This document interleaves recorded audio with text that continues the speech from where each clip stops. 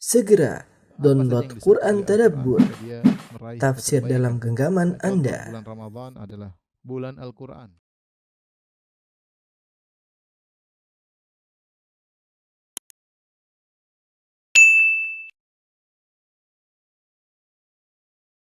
Bismillahirrahmanirrahim. Assalamualaikum warahmatullahi wabarakatuh. Alhamdulillahi ala ihsani wa syukru lahu ala taufiqihi wa amtinani wa asyhadu an la ilaha illallah wahdahu la syarika lahu ta'ziman li sya'ni wa asyhadu anna Muhammadan abduhu wa rasuluhu da'ila ridwani. Allahumma salli alaihi wa ala alihi wa ashabihi wa ihwani.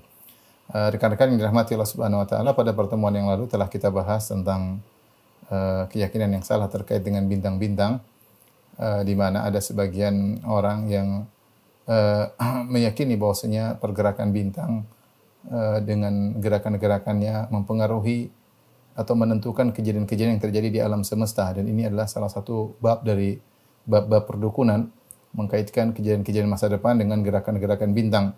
Dan sudah kita jelaskan bahwa bintang-bintang hanyalah makhluk-makhluk Allah yang berjalan sesuai dengan peraturan yang sudah Allah tentukan, edaran orbit yang sudah Allah tentukan, sehingga bintang-bintang tersebut tidak memiliki iradah, kehendak, ya, sebagaimana kita manusia.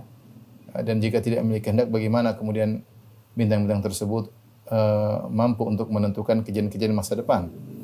Kemudian pula kalau kita perhatikan kejadian-kejadian di alam semesta ini, di bumi ini sangatlah banyak dan bervariasi. Kejadian dalam satu detik mungkin ada ribuan kejadian atau mungkin jutaan kejadian, apalagi dalam waktu sebulan, apalagi setahun. Yang itu tidak sesuai dengan jumlah gerakan-gerakan bintang yang sangat terbatas di langit sana, yang gerakannya pun konstan, tidak berubah. Oleh karenanya secara logika pun tidak logis, karena seharusnya kalau perubahan atau kejadian-kejadian alam semesta dibangun di atas gerakan-gerakan bintang, harusnya gerakan-gerakan bintang tersebut pula harus bervariasi dan berkuantitas yang sangat banyak sebagaimana jumlah kuantitas kejadian-kejadian di alam semesta. Namun tentunya tidak demikian. Nah, pada kesempatan kali ini kita melanjutkan bahasan kita masih tentang keyakinan yang salah terkait dengan bintang-bintang, yaitu keyakinan menisbahkan terjadinya hujan kepada bintang-bintang. Ya, kalau pada pertemuan lalu terkait dengan menisbahkan kejadian-kejadian ditentukan atas gerakan-gerakan bintang, sekarang terkhususkan bahwasanya diyakini bintang adalah sebab turunnya hujan. Bab ke-29, ma jaa fil istisqa bil anwa. Bab yaitu tentang menisbahkan turunnya hujan kepada bintang. Syekh Muhammad bin Abdul Wahhab rahimahullah membawakan beberapa dalil, di antaranya firman Allah, wa taj'aluna rizqakum annakum tukadzibun. Kalian menjadikan bentuk syukur kepada rizki yang Allah berikan kepada kalian dengan kalian mendustakan kebaikan Allah Subhanahu wa taala. Kemudian beliau membawakan beberapa hadis atau dua hadis. Kemudian beliau tutup dengan ayat secara lengkap dalam surat Al-Waqiah. Tapi kita akan bahas, ikhwan dan akhwat yang Allah Subhanahu wa taala, terkait dengan hukum, ya, mengaitkan turunnya hujan dengan bintang, ya. Mengkaitkan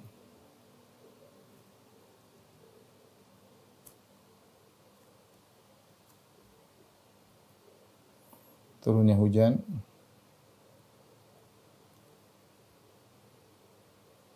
dengan bintang. Ada dua kemungkinan pengungkapan.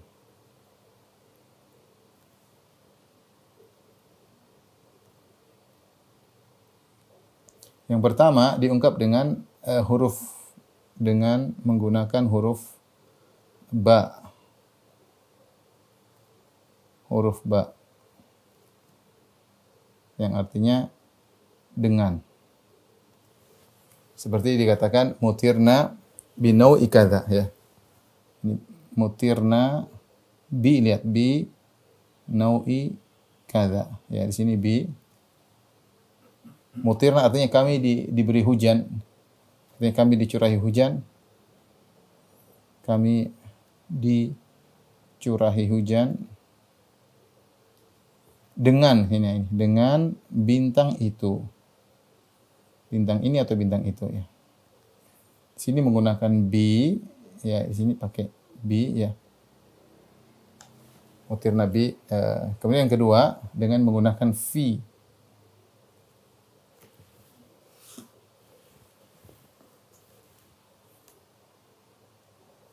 Menggunakan huruf fi, yaitu pada.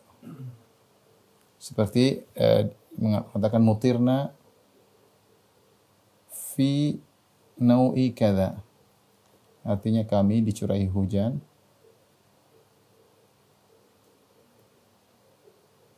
pada bintang itu.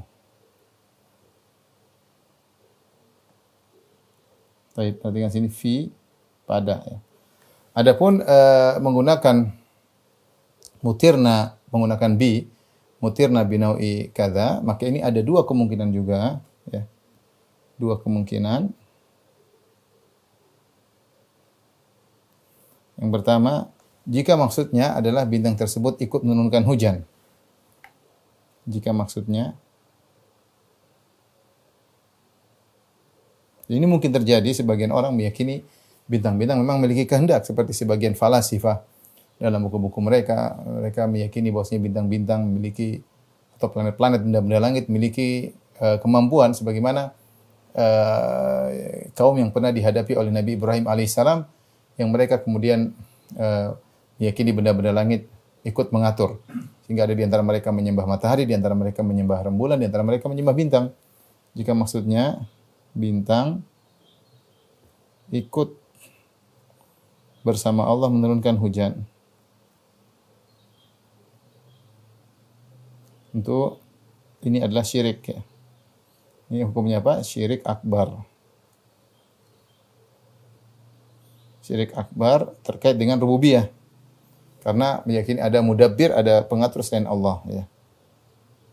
Dalam tauhid rububiyah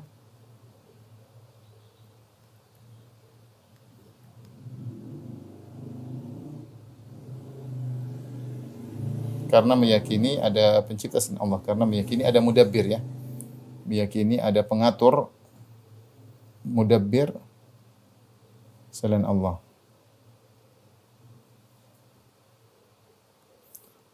Baik, tentu ini kita tahu bahwasanya tidak ada yang mencipta, la khalaqa illallah wa la raziqa illallah wa la mudabbira illallah wa la malika illallah. Tidak ada yang mencipta kecuali Allah, tidak ada yang memiliki alam semesta kecuali Allah, tidak ada yang mengatur alam semesta kecuali Allah Subhanahu wa taala.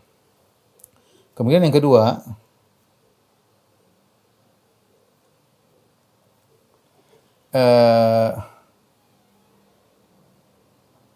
meyakini bahwasanya maksudnya inilah sebab turunnya hujan. Maksudnya, jika maksudnya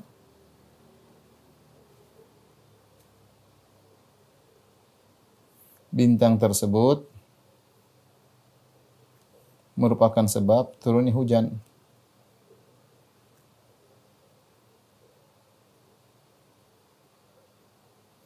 Maka ini kufur nikmat, ini syirik kecil.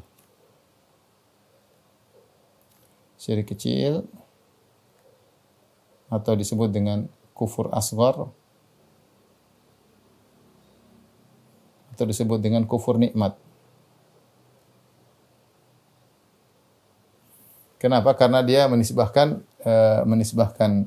turunnya hujan kepada bintang, padahal bintang bukan merupakan sebab turunnya hujan. Ya. Ada dua kesalahan dalam hal ini, dua sisi kesalahan.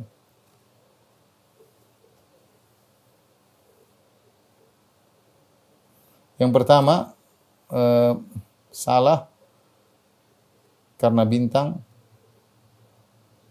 bukan sebab turun hujan. Tapi turun hujan misalnya apa? Angin. Allah mengatakan wa huwal ladzi yursilur riyaha busyran baina yaday rahmatih. Tersebab turun hujan, Allah kirimkan angin sebagai tanda kabar gembira akan turunnya hujan. Yang di mana alam tara anna Allah yuzjis sahaba thumma yu'allifu bainahu thumma yaj'aluhu rukama. Tidak akan kulihat bagaimana Allah menjalankan awan Kemudian Allah menggabungkan awan tersebut ya. Jadi sebab turun hujan ya angin, awan, ya uap air ini sebab turun hujan. Tapi kalau bintang nggak ada kaitannya dengan turun hujan. Jadi dua kesalahan pertama salah karena bintang bukan sebab turun hujan. Kesalahan kedua, jikapun bintang sebab turun hujan,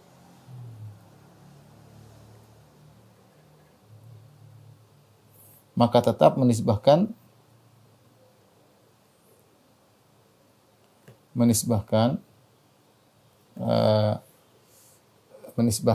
kenikmatan kepada Allah.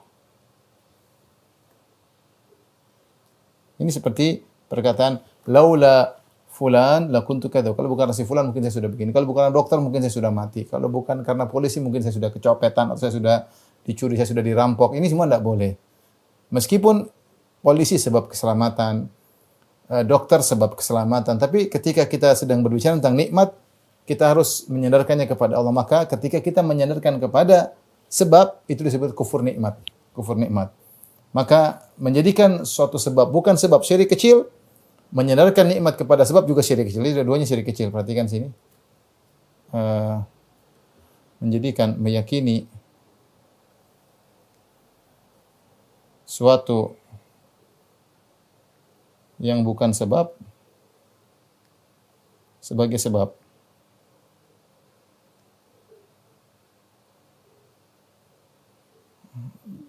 Adalah syirik kecil. Dengan seperti jimat bukan sebab dijadikan sebagai sebab dan bersandar kepadanya. Ini juga syirik kecil dari sisi menyandarkan keselamatan kepada sebab, kenikmatan kepada sebab.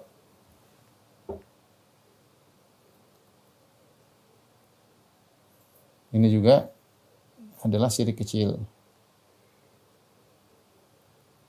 Seperti firman Allah Subhanahu wa taala, ya'rifuna nikmatallahi tsumma yunkirunaha. Mereka mengetahui nikmat-nikmat Allah kemudian mereka mengingkarinya. Itu disebut dalam tafsir, itu perkataan orang ketika di tengah lautan ombak begitu besar, kemudian Allah selamatkan mereka. Ketika Allah selamatkan mereka, mereka mengatakan, kalau bukan karena kelihayan nahkoda kita, tentu kita sudah tenggelam.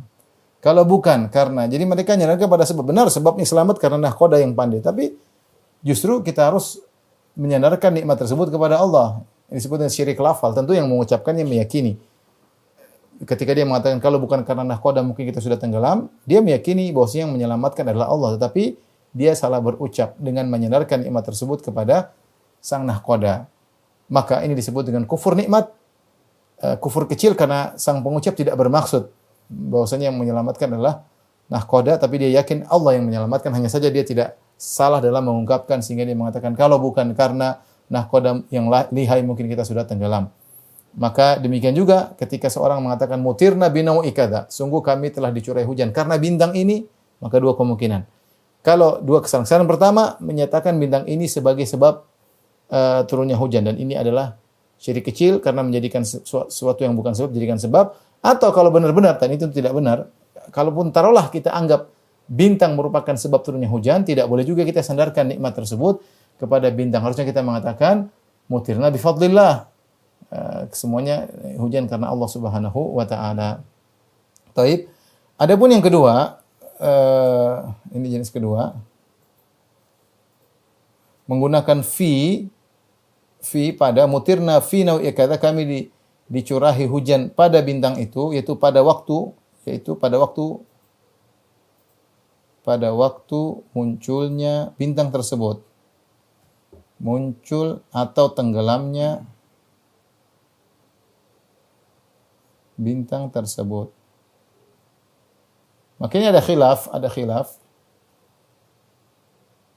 Ada yang mengatakan makruh karena khawatir salah paham, ada yang mengatakan boleh, dan ini yang lebih tepat. Boleh karena fi adalah dzarf zaman. Fi adalah menjelaskan tentang waktu. Seperti kita mengatakan turun salju pada bulan ini. Kita bukan meyakini bulan merupakan sebab turun salju, tapi kita biasanya turun salju pada bulan Desember, atau misalnya musim semi pada bulan ini, musim panas pada bulan Agustus misalnya.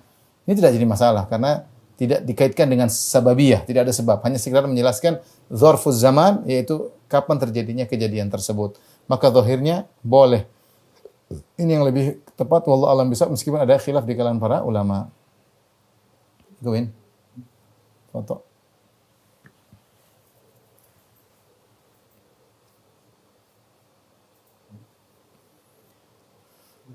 Baik, kita lanjutkan.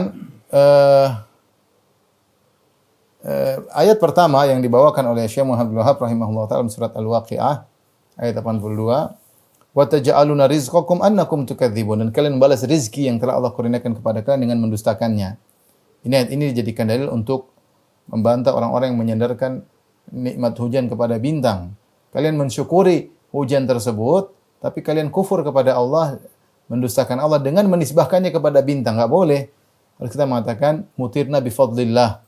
Ya, kita dicurahkan hujan dengan karunia Allah. Bukan kita sandarkan, malah sandarkan kepada bintang. Makanya sebagian ulama menafsirkan wa taj'aluna syukra rizqikum bi annakum tukadzibuna Allah bi nisbati rizqi ila ghairillah. Kalian mensyukuri rizki yang Allah berikan kepada kalian berupa hujan dengan berdusta kepada Allah.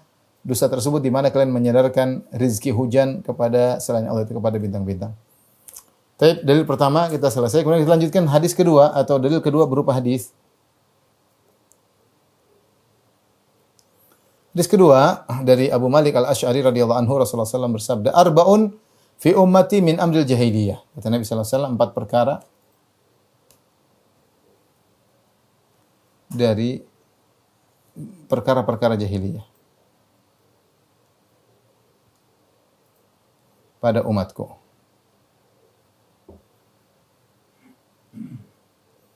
Mereka tidak meninggalkannya. Perkara jahiliyah, ya.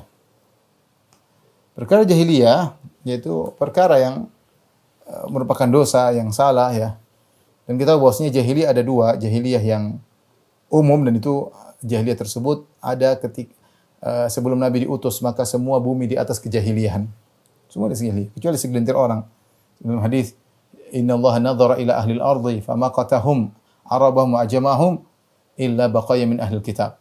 Allah melihat kepada penghuni bumi dan Allah murka kepada mereka semua kecuali segelintir dari ahlul kitab yang masih di atas tauhid.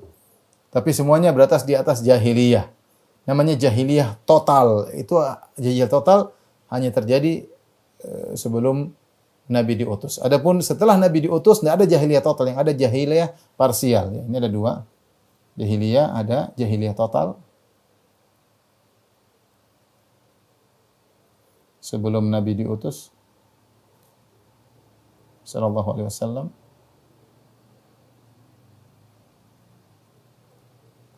Kemudian jahiliyah parsial.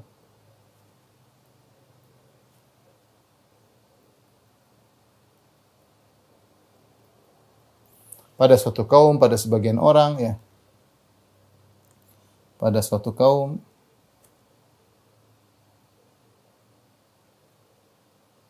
ya, hanya sebagian, tidak seluruh kaum. Pada sebagian orang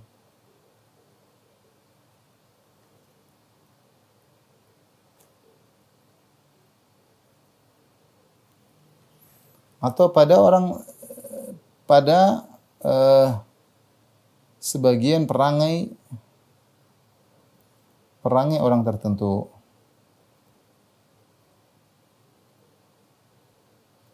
Ini maksud saya. Intinya tidak ada namanya jahiliyah totalitas. Jahiliyah totalitas itu hanya ada di zaman sebelum Nabi diutus. Maka tidak boleh kita kemudian mengatakan kita sedang berada di zaman jahiliyah, enggak boleh. Zaman jahiliyah hanya ada di zaman Nabi SAW, sebelum Nabi SAW. Setelah Nabi diutus ada namanya jahiliyah parsial, ya. Ada pada sebagian kaum, mungkin mereka sebagian kaum melakukan perkara jahiliyah namun yang lain tidak, atau pada sebagian orang ini bersifat jahiliyah yang lainnya tidak, atau pada satu orang dalam pada dirinya ada perkara yang sesuai Islam dan dalam dirinya ada perkara sesuai perkara jahiliyah, Contoh seperti jahiliyah parsial, contoh yang Nabi sebutkan sekarang ini. Ya. Jadi 4 perkara pada umatku ini jahiliyah parsial. Ya. Ini jahiliyah parsial.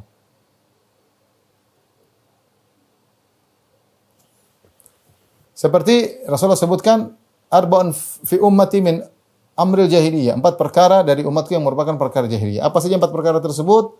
Perhatikan yang pertama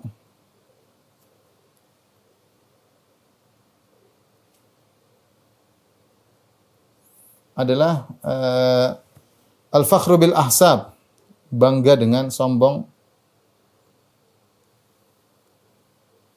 dengan kedudukan. Yang kedua, at-ta'nu fil ansab, mencela nasab. Yang ketiga adalah istisqa bin nujum, menisbahkan hujan kepada bintang. Ini yang jadi pembahasan kita. Ini termasuk perkara jahiliyah.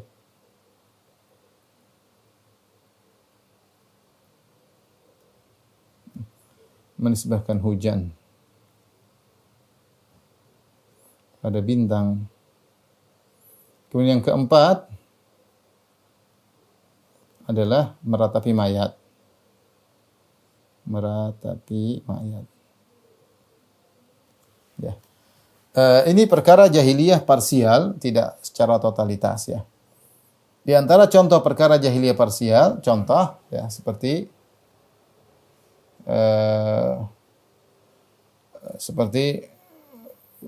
bangga atau sombong dengan kedudukan, yang mencela nasab, ini semua parsial. Seperti kalau kita baca firman Allah Subhanahu wa taala, wa qarna fi buyutikunna wa la tabarrajna tabarrujal jahiliyatul ula. Hendaknya kalian menetap di rumah-rumah kalian wahai istri-istri Nabi, dan janganlah kalian bertabarruj, nampak seperti tabarrujnya orang-orang jahiliyah dahulu. Tabarruj itu menampilkan diri untuk diperhatikan. Dan banyak bentuknya. Saya ada pengajian tentang model-model tabarruj. Di antaranya tidak membuka aurat, di antaranya banyak hal. Nah, kalau kita bilang kaum muslimat banyak yang masih melakukan perkara jahiliyah, masih banyak. Masih banyak terjerumus dalam perkara. Namun kita tidak mengatakan dia orang jahil, orang zaman jahiliyah, enggak, karena pada wanita tersebut terkumpul pada dirinya sifat-sifat Islami dan ada sifat jahiliyah. Sifat Islam mungkin dia muslimah, mungkin dia sholat, mungkin dia puasa, mungkin dia bertauhid, tapi sifat jahiliyahnya dia mengumbar auratnya. Nah, ini contoh jahiliyah parsial, dan jahiliyah parsial menimpa siapa saja. Tapi kita bahas satu persatu. Yang pertama, al-fakhru fil ahsab. Al-ahsab, kedudukan, ya ada yang mengatakan bahwasanya membanggakan, bisa artinya nasab, bisa artinya kedudukan. Ini dua makna. Bisa artinya nasab, bisa artinya kedudukan. Kedudukannya kedudukannya di masyarakat, bangga. Ini adalah kebiasaan sebagian orang yang terjerumus dalam kebiasaan jahiliyah, bangga-banggakan nasabnya atau banggakan kedudukannya di masyarakat. Ya, makanya Rasulullah SAW telah mengingatkan hal ini. Ya ayuhan nas, kata Rasulullah SAW, ala inna rabbakum wahid. Wahai manusia sekalian, ketahuilah bahwasanya Rabb kalian satu. Wa inna abakum wahid, dan ayah kalian, nenek moyang kalian satu, yaitu Adam alaihissalam. Ala la fadla li arabiyyin ala ajamiyyin. Ketahuilah tidak ada keistimewaan, kemuliaan orang Arab dibanding orang non-Arab. Wala li ajamiyyin ala arabi, dan tidak ada keistimewaan non-Arab terhadap orang Arab. Wala ahmar ala aswad, dan tidak ada keistimewaan orang berkulit putih di atas berkulit hitam. Wala aswad ala ahmar, dan tidak ada keistimewaan orang berkulit hitam di atas berkulit putih illa bitaqwa, kecuali dengan takwa. Jelas.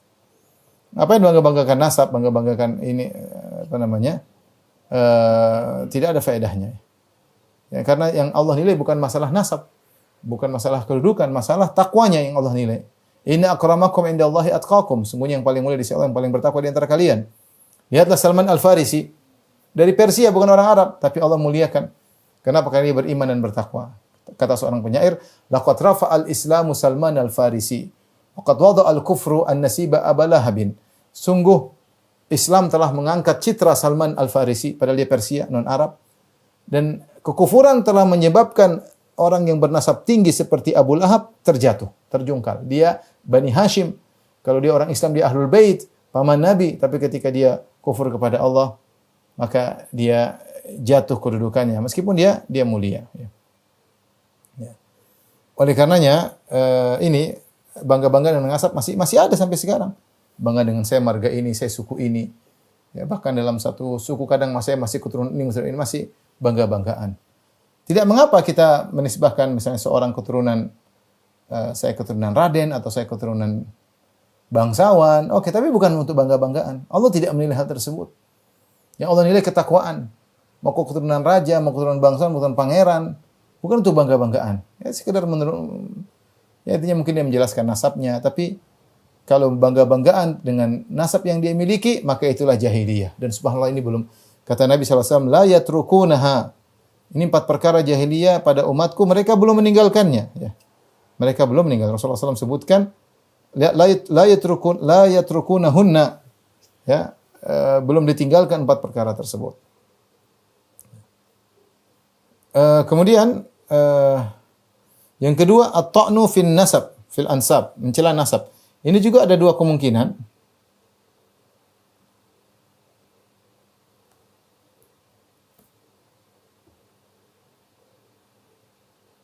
Dua kemungkinan. Yang pertama, meragukan nasabnya. Yang kedua, merendahkan nasabnya.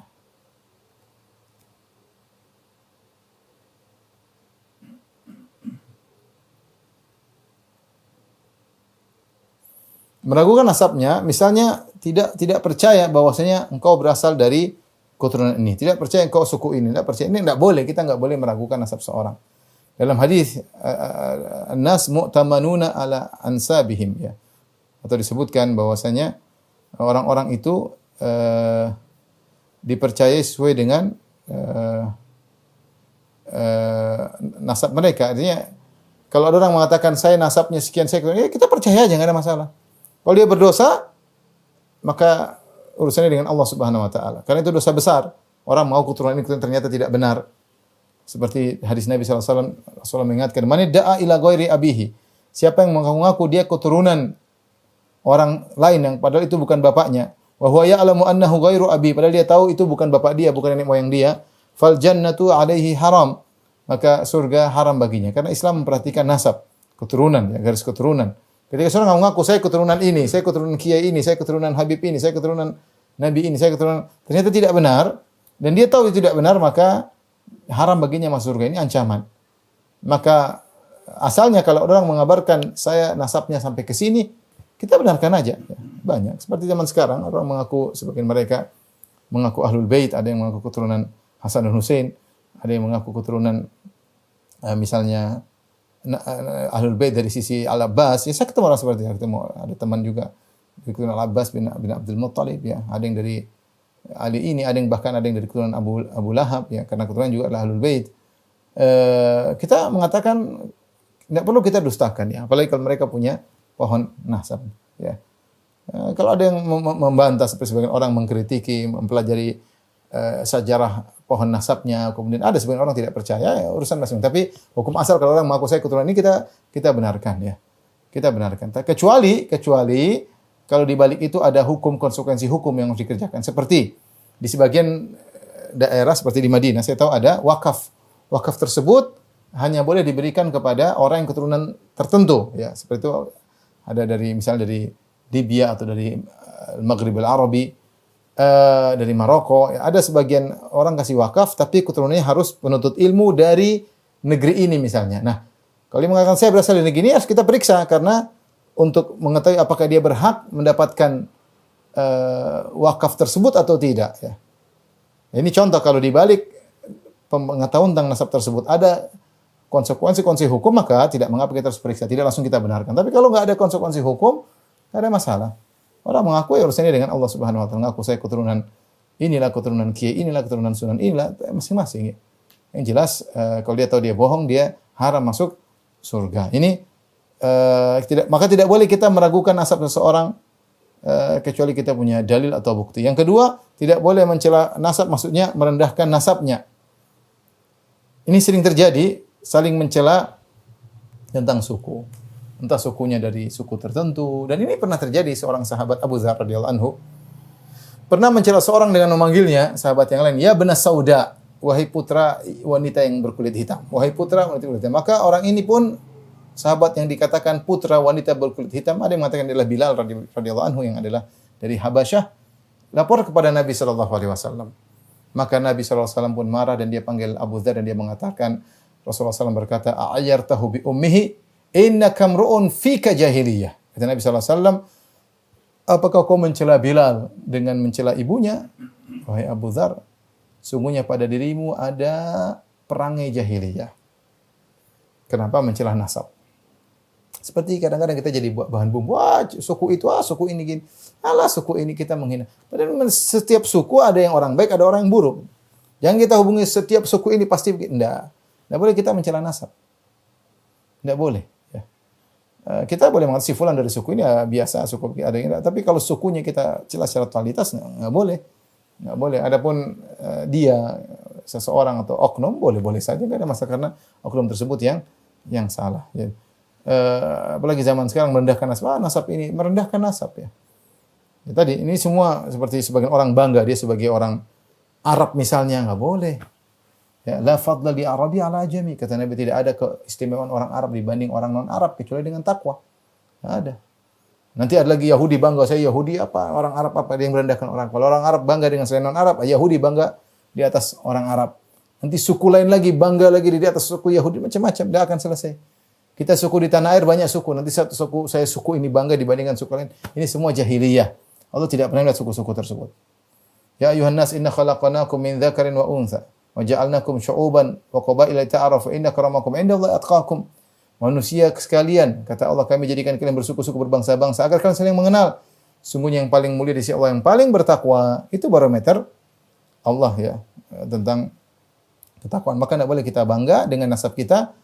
Tidak boleh kita merendahkan orang lain dengan nasab kita. Kalau kita Allah mentakdirkan kita keturunan raja, keturunan raden, keturunan tauku, keturunan ningrat, kan itu bangga-banggaan. Ya. Siapa yang lebih hebat daripada Abu Lahab, pamannya Nabi, Ahlul Bait, ketika masuk neraka? Siapa lebih hebat daripada orang Yahudi, keturunan para nabi, Bani Israel, yaitu anak-anaknya Israel, Nabi Yakub bin Ishak bin Ibrahim, luar biasa. 3 nenek moyang mereka langsung silsilah Nabi, apalagi kalau keturunan Nabi Yusuf. Silsilah Nabi, orang Yahudi, silsilah Nabi.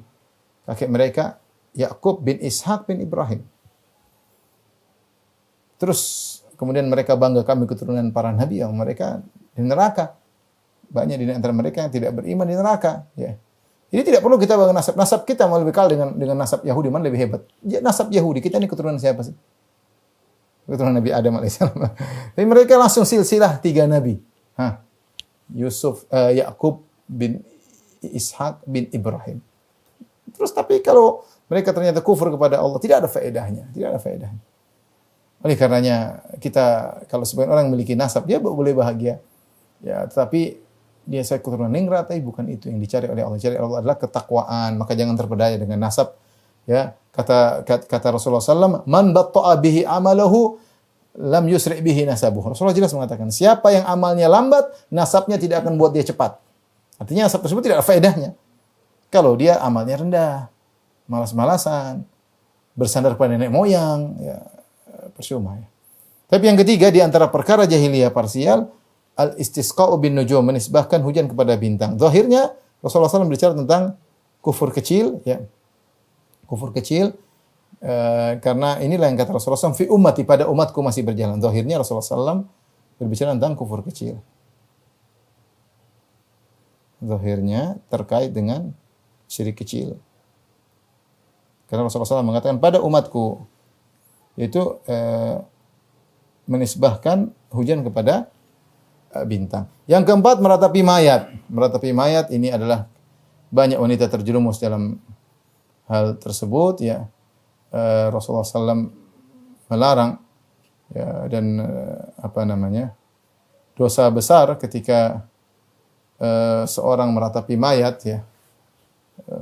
Rasulullah SAW mengatakan wan niyaha 'alal mayyit, yaitu meratapi mayat. Kemudian Rasulullah SAW, an-naihatu idza lam tatub, seorang wanita yang meratapi mayat jika tidak bertobat qabla mautiha, sebelum dia mati dia tidak bertobat dari perbuatan ratapannya tersebut, tuqamu yaumal qiyamati wa 'alaiha sirbalun min qatiran, maka pada hari kiamat kelak dia akan dibangkitkan dalam kondisi dijadikan baginya pakaian yang terbuat dari cairan tembaga yang panas, wa dir'un min jarab, dan dia dipakaikan mantel atau baju kurung yang terbuat dari gatal. Jadi dia pakai gatal badan tubuhnya sebagai bentuk kesan kepada dia karena dia suka meratapi mayat.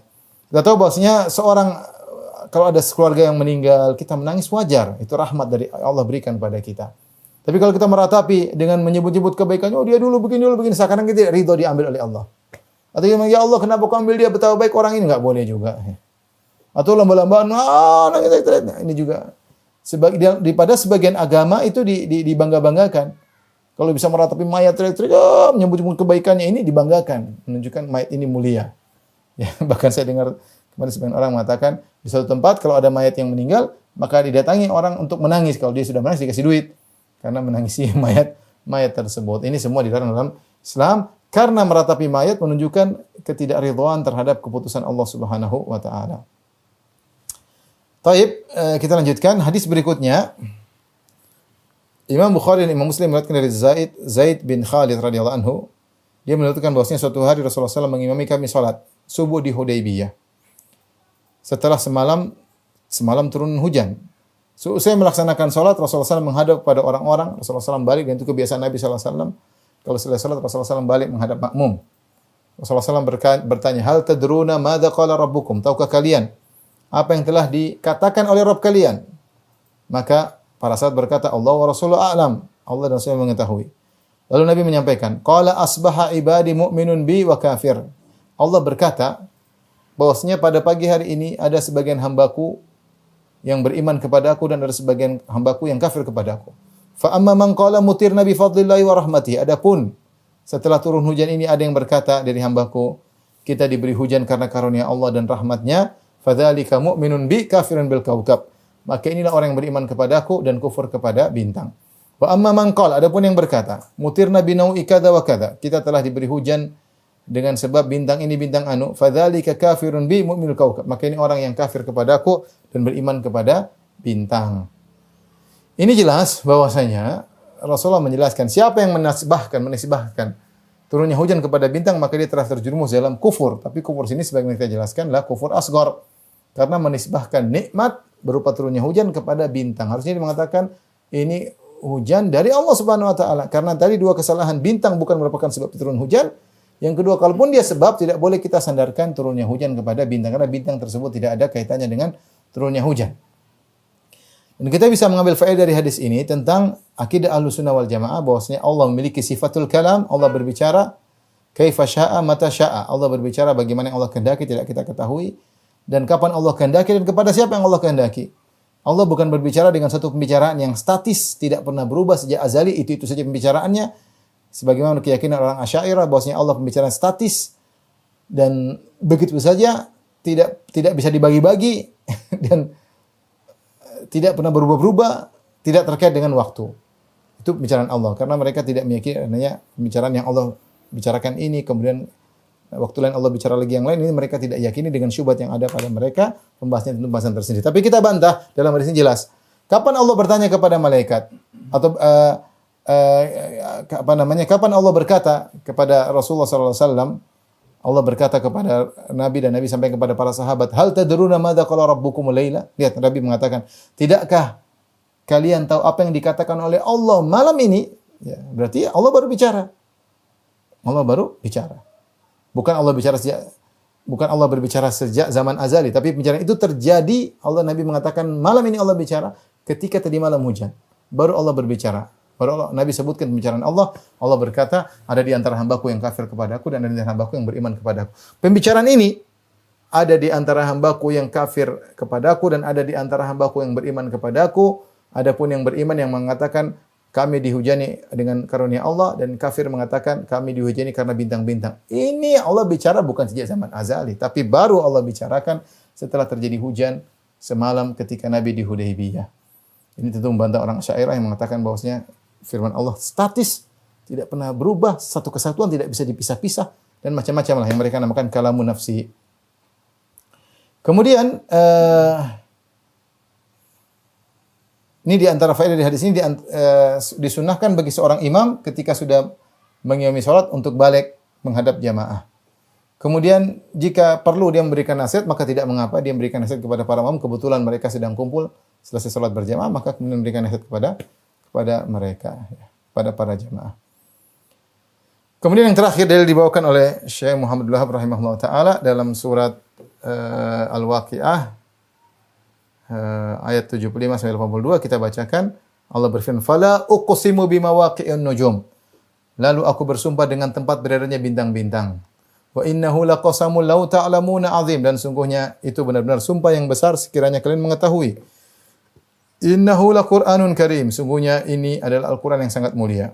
Fi kitabim maknun, dalam kitab yang terpelihara, itu Lauhil Mahfuz. La yamassuhu illal mutahharun, tidak ada yang menyentuhnya kecuali hamba-hamba Allah yang disucikan. Tanzilun min rabbil alamin, yang turun dari Rabb pencipta alam semesta. Afa bihadzal hadithi antum mudhinun wa taj'aluna rizqakum annakum tukadzibun. Apa kalian menganggap remeh berita ini Al-Qur'an? Dan apa kalian menjadikan rezeki yang kalian terima dari Allah justru untuk mendustakannya? Ayat ini terkait dengan bagian yang terakhir, wa taj'aluna rizqakum annakum tukadzibun. Bagaimana kalian bersyukur kepada Allah dengan turunnya hujan dengan menisbahkan hujan tersebut bukan kepada Allah. Ini suatu yang tidak logis. Padahal bintang-bintang tersebut tidak berkehendak. Makanya Allah buka ayatnya, "Fala uqsimu bimawaqi'in nujum." Aku bersumpah dengan tempat-tempat beredarnya bintang. Akhirnya Allah ingin menjelaskan bintang itu statis pergerakannya, konstan sepanjang tahun begitu gerakannya. Maka ini ciri-ciri dia diatur. Bintang tersebut diatur, bukan pengatur. Di antara ciri-ciri bintang tersebut tidak punya kehendak. Kalau dia punya kehendak mungkin dia terlambat atau dia pindah tempat beredarannya, tapi Allah bersumpah dengan tempat peredaran bintang yang menunjukkan tempat bintang tersebut beredar sesuai dengan yang telah ditentukan oleh Allah, maka dia tidak bisa melakukan apa-apa dan dia diatur bagaimana kemudian dia menjadi sebab turunnya hujan, apalagi disebabkan hujan kepadanya. Demikian ikhwan dan akhwat yang rahmatillah subhanahu wa taala yang saya sampaikan. Kullin sama maaf wabillahi taufiq wal hidayah. Assalamualaikum warahmatullahi wabarakatuh.